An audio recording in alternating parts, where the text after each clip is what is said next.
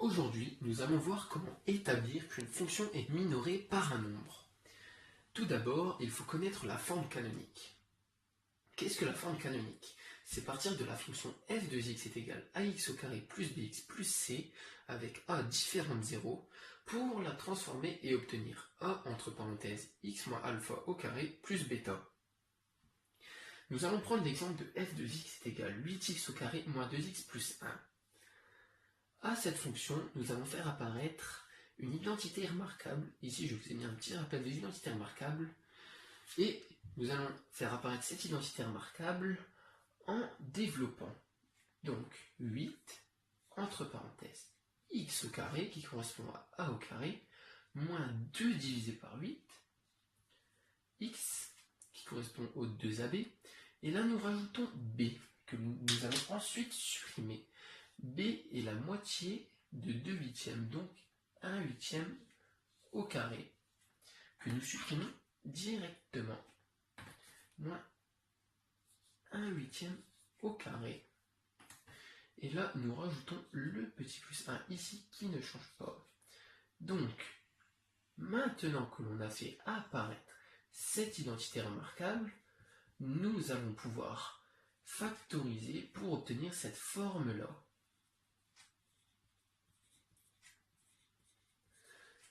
Donc, nous factorisons, donc 8, grande parenthèse, a moins b, donc x moins 1 huitième,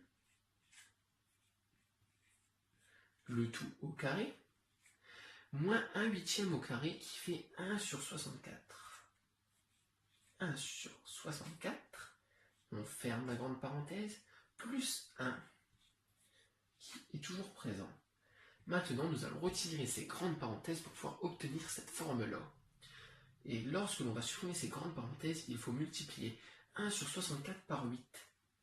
Donc, 8, petite parenthèse, x moins 1 huitième au carré, et 1 sur 64 fois 8 est égal à 1 huitième, plus 1.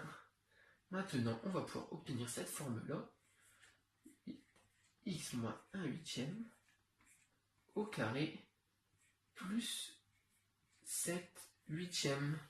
Donc on peut bien voir qu'on a obtenu cette forme-là avec 8 qui correspond à A, 1 huitième qui correspond à alpha et 7 huitièmes qui correspond à bêta. Maintenant que l'on a cette forme canonique, on peut déterminer si un nombre est minoré sur cette fonction-là. Tout d'abord, qu'est-ce que le minorant?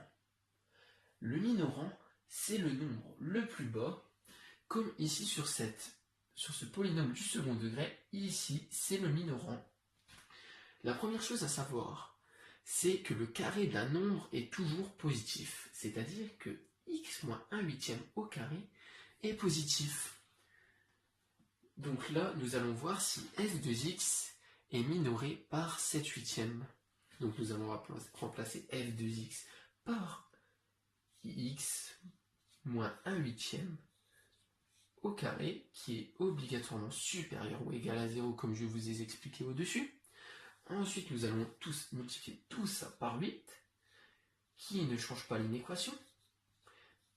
1 huitième au carré qui est toujours supérieur ou égal à 0.